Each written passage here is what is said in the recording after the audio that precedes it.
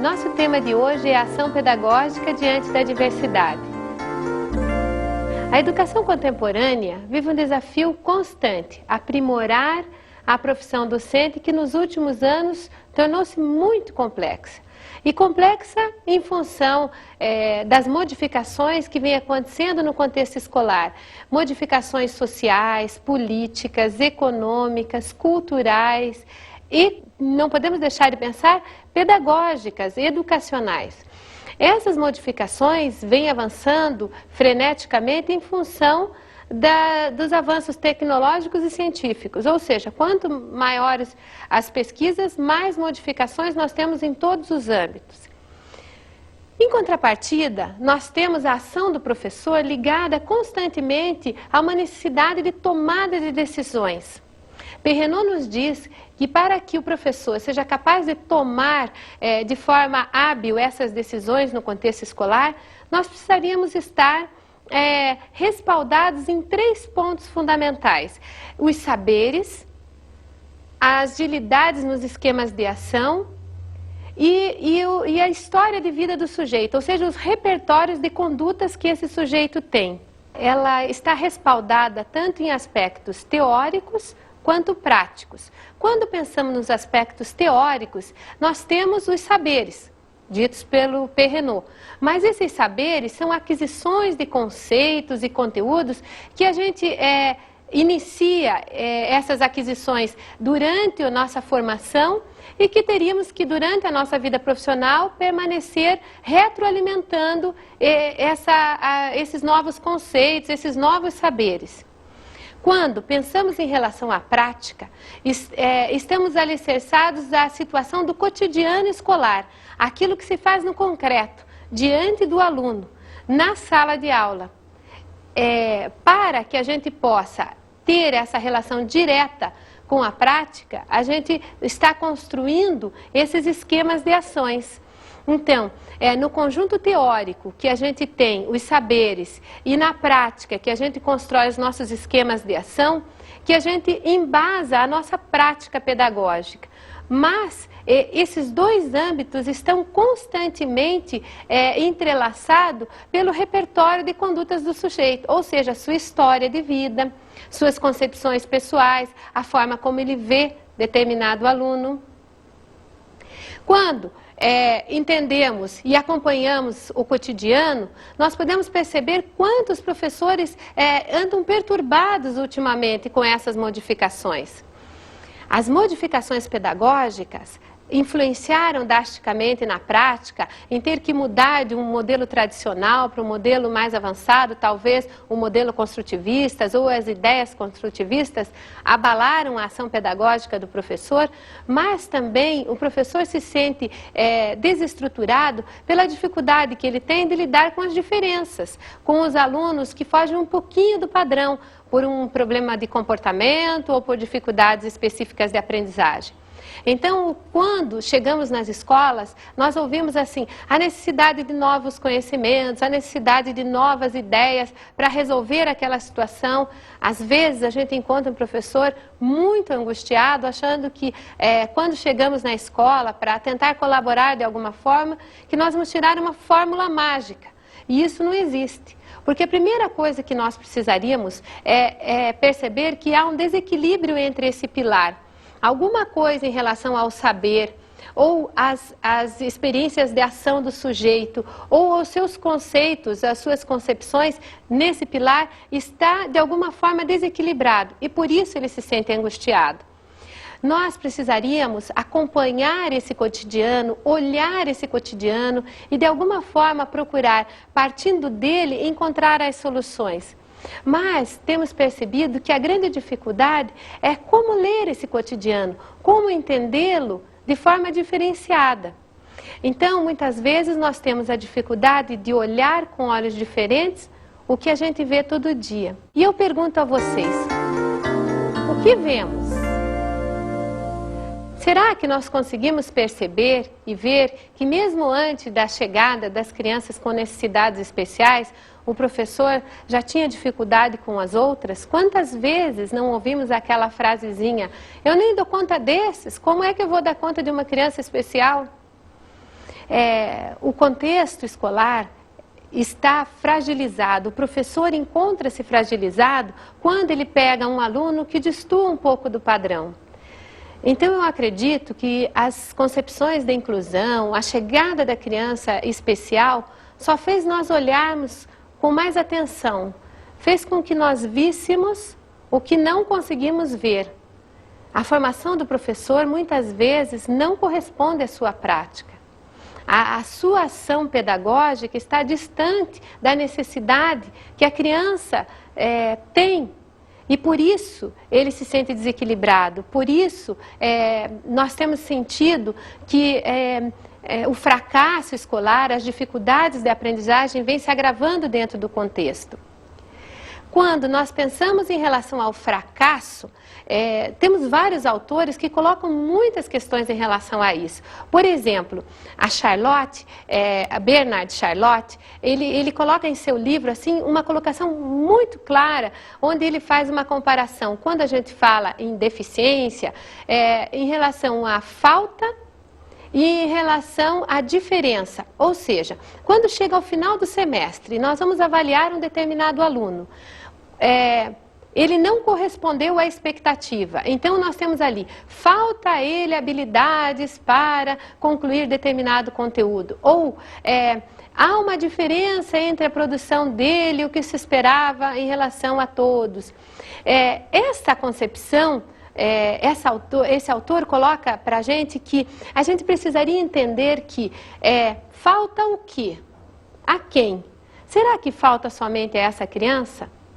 Falta a essa criança uma habilidade de vencer todos aqueles conteúdos? Ou será que essa falta, essa diferença não poderia estar relacionada ao professor? Quantas vezes paramos para pensar e olhar se o que falta no contexto escolar, se o que falta em sala de aula, seriam habilidades para o professor poder de alguma forma direcionar a sua ação pedagógica de forma mais eficiente? A formação do professor, seu olhar diante da diferença e a influência desses fatores na relação pedagógica em sala de aula são importantíssimos. Não podemos de forma alguma pensarmos em modificações, em sugestões, em novas propostas para atender às necessidades do professor, sem considerar os dois pontos, a sua formação e as suas concepções, a sua história de vida. Somente a prática em si não respalda, não chega para que a gente possa analisar. Nós precisaríamos considerar as ações do professor, as suas habilidades em sala de aula e, paralelamente a isso, quais seriam os saberes que ele tem, para a partir daí fazermos determinadas modificações. Convido vocês a fazermos uma leitura em relação ao texto das Gestas, que são ideias bastante significativas. A formação continuada do profissional docente se dá num encadeamento de ação e avaliação, do ensinar e do aprender. Constantemente teríamos que estar reavaliando e ensinando, ao mesmo tempo que a gente constrói novas concepções para essa prática. Então, são pontos que estão totalmente interligados, em conjunto. Não tem como pensarmos essa prática desconectada de um processo de avaliação sobre ela e em relação aos conceitos que esse professor tem e a visão que ele tem em relação a ela. Perrenot nos diz ainda que bastaria a prática se o contexto fosse estável. Considerando que os nossos contextos escolares estão em constante evolução, que a nossa criança evolui, é cada vez mais questionadora e exige do professor novas concepções, a sua formação precisa ser atualizada, as competências do professor precisam ser atualizadas e adaptadas à realidade do cotidiano. Por isso, seriam pontos totalmente interligados. Vejam, quando chega uma criança nova em sala de aula, quando o professor recebe essa criança, As relações que se estabelecem, esses primeiros momentos, onde a gente vai construir um vínculo, um laço entre essa criança e esse professor, elas são base para muitas coisas no contexto. Então, nesse primeiro momento, o que conta seriam as concepções do professor, a forma como ele vai olhar e vai acolher e receber esse aluno. Nesse primeiro momento, essas relações vão embasar tanto o sucesso como o fracasso. Ou seja, os fatores que influenciam a prática pedagógica, os fatores que influenciam a ação pedagógica do professor em sala de aula, estariam basicamente ligadas a essas relações estabelecidas nos primeiros momentos. Elas podem ser tanto o segredo do sucesso desse aluno, como do fracasso. Saber, ser e fazer são questões fundamentais quando estamos pensando em formação profissional, em formação docente. Giesta nos coloca que não tem como pensarmos em aprimorar esse profissional, em aprimorar a formação docente, sem considerar o saber, que seriam os embasamentos teóricos que nós temos, o ser, que seriam as concepções do professor, e o fazer, que seriam as suas habilidades de lidar com a prática. Isto é fundamental, entender que a nossa formação ela deve ser continuada. Que quanto mais pensarmos em formação do professor, nós estaríamos pensando na formação pessoal e profissional, que esses aspectos teriam que estar vinculados constantemente. Somente assim seríamos capazes de observar e de talvez construir uma melhor ação pedagógica diante da diversidade.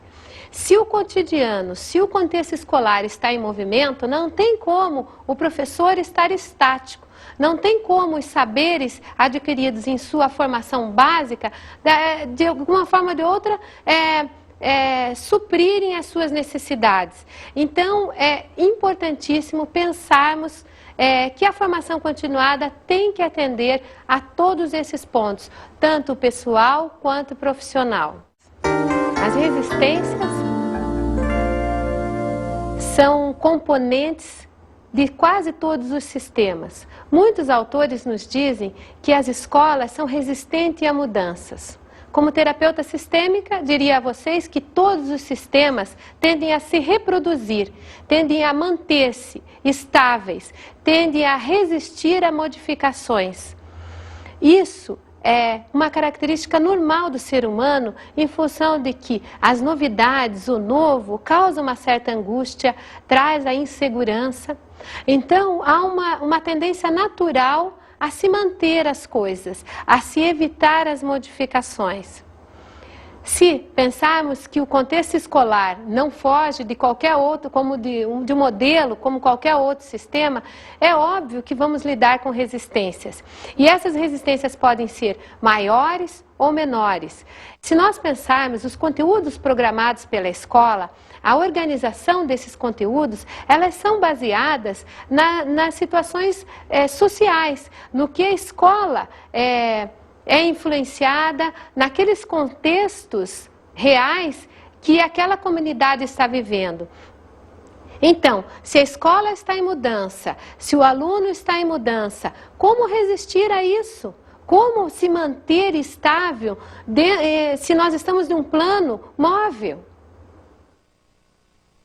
Seria fundamental nós podermos fazer um vérticezinho, entendendo que, por um lado, se nós temos a escola resistindo, por outro, nós temos todo esse contexto social, político, econômico em movimento. Ou seja, não tem como não trabalharmos com esses conteúdos de forma variada. Não tem como a escola manter padrões se o contexto muda. Quanto mais a escola resiste, quanto mais o professor não enxerga, não consegue ver as modificações dos seus alunos, a modificação que ele teria que fazer consigo mesmo, com a sua ação pedagógica, quanto mais ele não consegue ver quantos seus saberes deixam a desejar em relação a ele suprir as necessidades de sua prática, mais difícil vai ser dele se sentir bem. Mais angustiado ele vai estar porque ele está parado em um sistema que está agindo, que está mudando constantemente.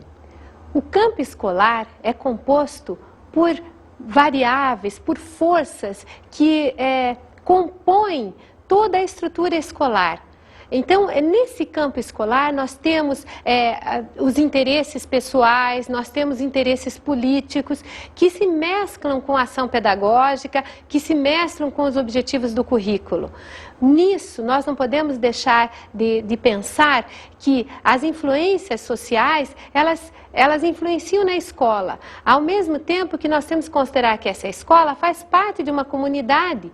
Então, esta comunidade vem, de uma forma ou de outra, modificando esse contexto escolar, ao mesmo tempo que o contexto escolar pode estar modificando a escola. Quando a gente pensa que as políticas sociais influenciam de forma definitiva e produzem as colocações e os respaldos e até a própria metodologia que está dentro da escola, teríamos que pensar inevitavelmente em uma inter-relação entre esses dois processos. Os efeitos sociais das políticas de escolarização influenciam diretamente no que acontece em sala de aula.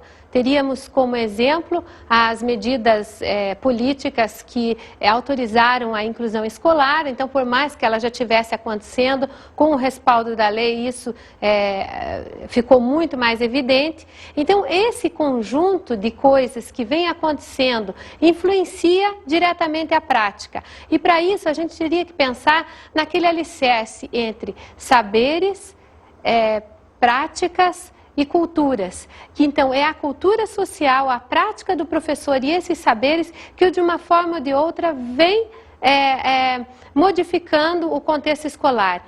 E esses pontos podem tanto produzir como manter o fracasso escolar, que é um ponto importantíssimo de nós analisarmos. O fracasso escolar. Quando o nosso tema é ação pedagógica, diante da diversidade, quando estamos falando da ousadia, do aprimoramento da profissão docente, não tem como não falarmos em relação ao fracasso escolar. O fracasso escolar, a análise do fracasso escolar, ela seria a chave para que a gente descubra o que está acontecendo realmente em sala de aula. E é através desses conhecimentos, dessas experiências em relação à origem do fracasso e o que mantém esse fracasso, que nós poderemos melhorar a aprendizagem, que nós poderemos melhorar essa ação pedagógica. Vocês poderiam pensar, mas se a gente vai falar em fracasso, vamos passar horas, né? Com certeza, não vamos esgotar esse tema em poucos minutos. Mas vamos somente refletir coisas sobre ele. Quando a gente pensa em fracasso, a gente pensa em fracasso do aluno. Quando a gente pensa em fracasso, a gente pensa que falta esse aluno alguma coisa, que esse aluno não correspondeu à expectativa. Mas hoje a gente já pensa em outros sentidos para o fracasso. Se a gente pudesse fazer uma listagem em relação à origem desse fracasso, nós poderíamos falar da formação do professor, nós poderíamos falar das condições materiais que a escola tem, nós poderíamos considerar se o método usado foi um método adequado, se pensou-se no aprendizado anterior que a criança tinha. Então, seriam inúmeros fatores. Paralelamente a isso, ainda nós poderíamos considerar a história individual do sujeito. Ou seja, quais seriam as expectativas que nós temos em relação a ele, o que provoca essa condição dele estar em situação de fracasso? Será que isso não é algo já que está no olhar desse professor? Para que a gente possa entender um pouquinho e também aprofundar um pouco essa ideia, vamos olhar um pedacinho do filme Mentes Perigosas, onde a situação do fracasso ela é praticamente determinada pelo contexto. Vamos olhar um pouquinho? I guess Miss Shepherd's lesson plans will be in her desk. Very possibly.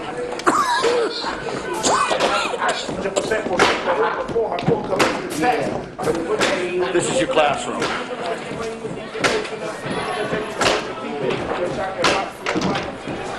Noisy bunch, aren't they? Yes, but if you stand there long enough, they'll usually quiet down. Don't try and shout over them. Right. Thanks. Luann. I'm right next door. Thanks.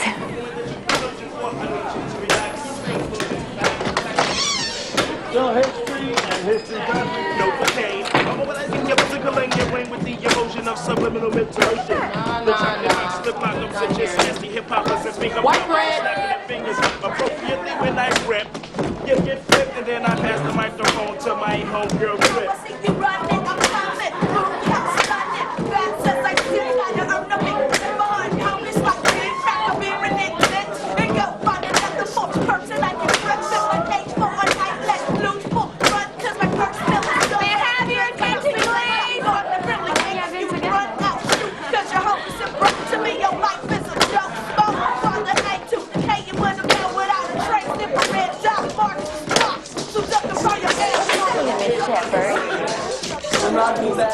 What? What happened to Miss Shepherd? Oh, no, she ain't asking about Miss trifling ass Shepherd. You playing yourself. Playing yourself. Yo! Listen up! Yo, listen up! White bread want to know what happened to Miss Shepherd. Como vocês puderam observar, o filme é bastante claro na hora que eles colocam que, independente da formação do professor, a turma já não ia dar certo. Era uma turma que estava fadada ao fracasso, por sua condição social, por aquelas crianças serem, por aqueles adolescentes serem de origem simples, humilde. Por isso, nós vamos falar agora que o fracasso muitas vezes é considerado em dois pontos, em relação à sua origem e em relação à deficiência. Quando a gente fala em relação à origem, é exatamente aquelas condições que aparecem no filme, ou seja, que a condição social do sujeito meio que predetermina isto, que predetermina o fracasso, o que a gente sabe que não é verdade. E de forma nenhuma a condição social pode determinar. Ela pode estar relacionada porque a criança sofreu privações na qualidade do seu material, na qualidade da escola com que ela frequentou, sim. Mas isso não determina que uma criança ou um adolescente de origem humilde não possa ter um sucesso na vida escolar. Quanto mais nós pensarmos que a origem determina o fracasso, mais uma vez nós estamos estacionados em um ponto fundamental, que é, nós temos uma resposta para o fracasso, que seria a origem social.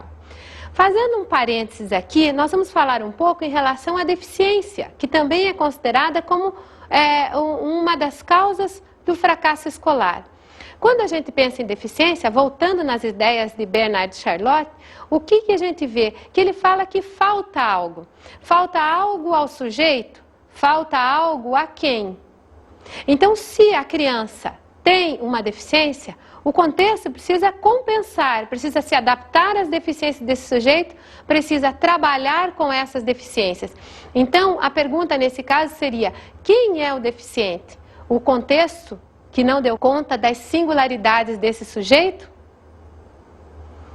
Então, essas correlações entre a origem e a deficiência, ao que falta socialmente, a deficiência social, a deficiência física, cognitiva que essa criança pode ter, parece-nos muito óbvio quando se fala em fracasso, e é uma coisa que é mantida e que favorece. Ou seja, para o professor o problema está lá.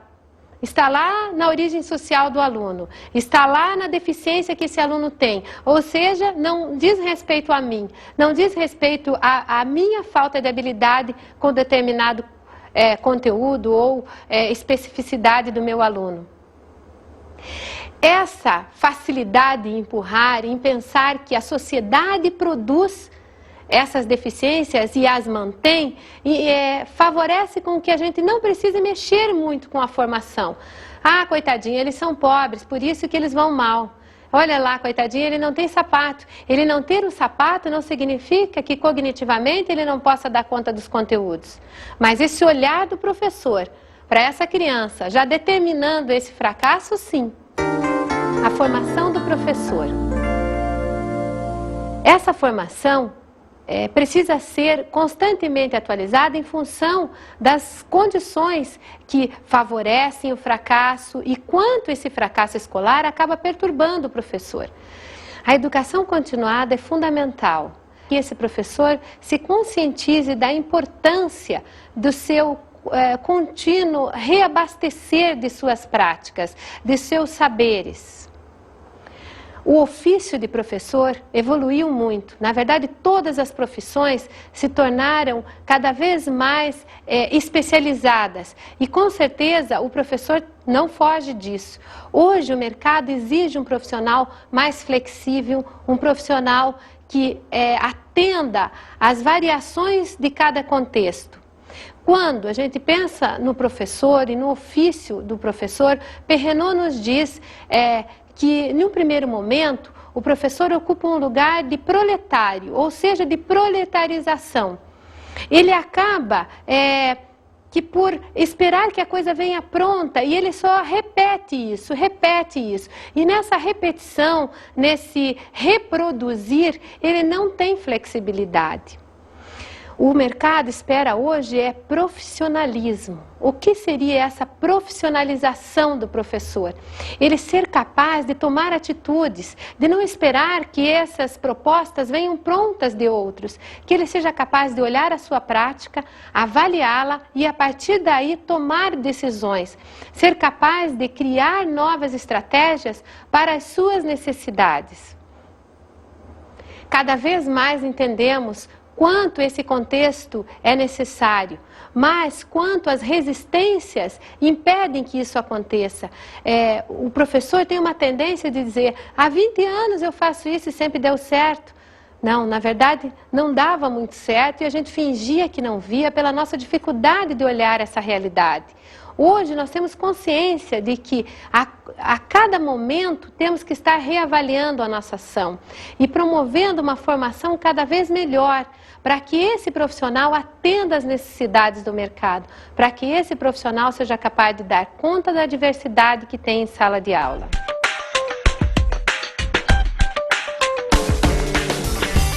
Como ampliação do tema, é recomendado Formando Professores Profissionais. Quais estratégias? Quais competências? De Philippe Perrenot e outros autores. O livro ajuda o professor a entender sua profissão e ainda oferece sugestões de organização pessoal a fim de estruturar sua formação continuada.